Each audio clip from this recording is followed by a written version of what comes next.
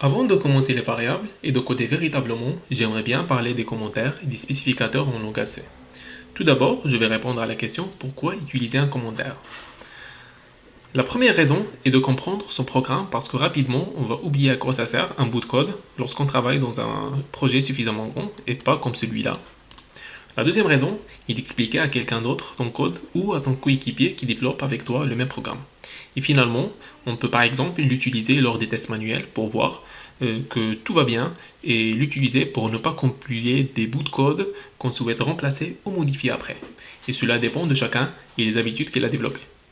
Alors, il y a en général deux façons pour utiliser un commentaire.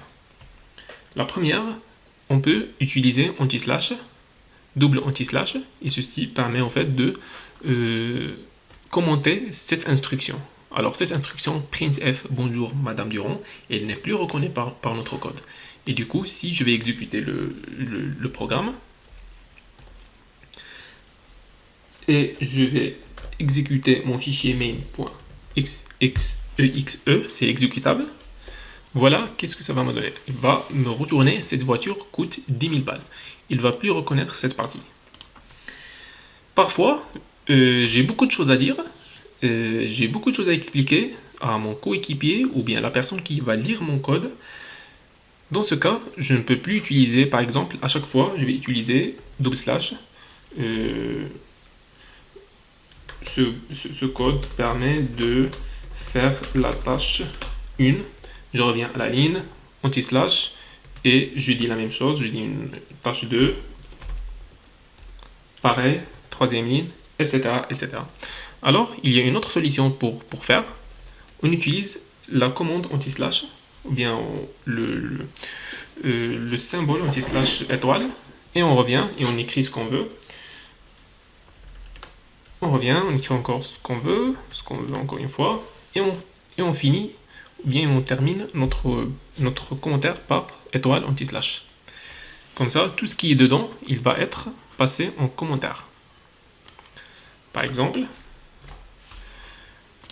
je prends ce bout de code. Alors ce code permet d'afficher un tableau à 3 dimensions. Je peux expliquer en détail ce qu'il fait. Elle peut aussi commenter des instructions qu'on ne souhaite plus voir ou bien compiler dans notre code ou bien exécuter. Puisque maintenant on a appris à utiliser les commentaires, on va les utiliser pour écrire des titres et après je peux les utiliser pour m'aider à vous expliquer le code qu'on va utiliser. Alors par exemple pour cette partie on va parler des spécificateurs et qu'est-ce que j'ai à faire? Je vais mettre slash étoile et je vais écrire spécificateur. Alors cela veut dire que maintenant je vais expliquer la partie spécificateur, c'est comme le titre de cette section, bien de cette partie. C'est quoi les spécificateurs? Alors les spécificateurs, c'est en fait ils vont nous permettre d'indiquer le type de l'impression qu'on va avoir dans nos fonctions printf. Alors ici on a printf, cette voiture coûte 10 000 balles. Alors ça, ce qui est entre guillemets, on l'appelle format. Mettre ici un point, un virgule, et je peux mettre des expressions.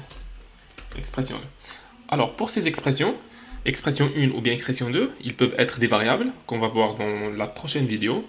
Ils peuvent être des valeurs numériques, ils peuvent être des chaînes de caractères, tout ce que vous voulez. Ils peuvent même être des éléments de tableau. Alors en général, la fonction printf, en fait, elle est utilisée pour transférer du texte. Par exemple, cette voiture coûte 10 000 balles.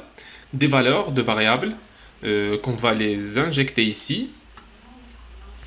Et aussi des résultats d'expression vers le fichier de sortie standard stdout. Je vais supprimer ça parce qu'on n'a pas besoin de ça pour le moment.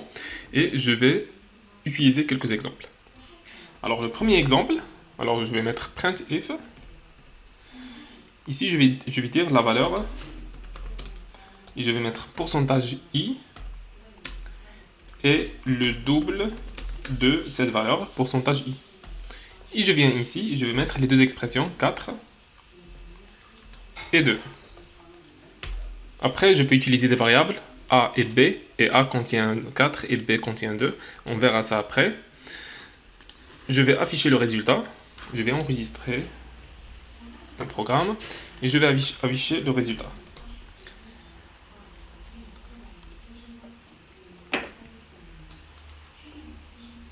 Alors là, le résultat que j'ai trouvé, c'est la valeur 4 et le double de 2. Alors on comprend bien que cette valeur a été remplacée par 4 et ici par 2. Et c'est quoi ce spécificateur i? Alors on a plusieurs spécificateurs.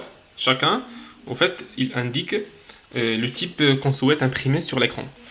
Pour celui-là, au fait, il permet seulement d'imprimer toutes les valeurs qui sont des entiers relatifs.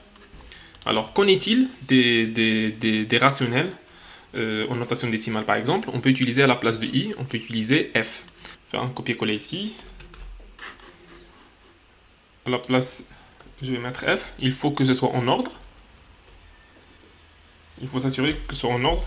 La valeur que je vais afficher ici, le premier spécificateur, au fait, il fait référence aux premières expressions, le deuxième, aux deuxième expression, etc., etc. Alors j'enregistre et je vais recompiler ce code.